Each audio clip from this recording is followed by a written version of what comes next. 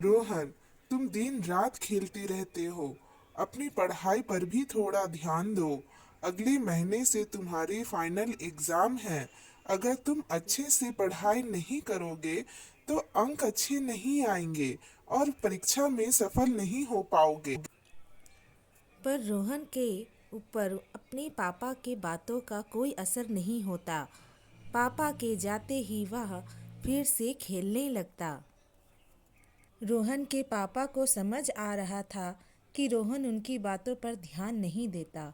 वह सोचने लगे कि रोहन को सही रास्ते पर कैसे लाया जाए।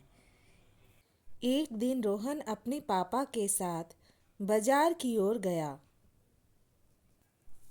रास्ते में रोहन की नज़र एक कुम्हार की दुकान पर पड़ी। वहां रुककर रोहन ने बहुत सारे मिट्टी से बने खिलौने और बर्तनें देखी। फिर रोहन ने देखा एक कोने में कुछ मिट्टी के खराब बर्तन पड़े हैं। रोहन ने अपने पापा से पूछा, इन खराब बर्तनों का क्या होगा?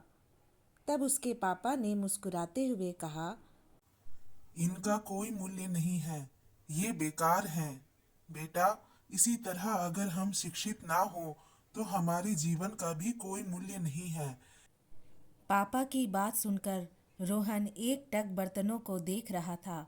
अब रोहन के समझ आ गई कि उसे भी समय रहते पढ़ाई पर ध्यान देना चाहिए, नहीं तो उसके भी जीवन का कोई मूल्य नहीं होगा।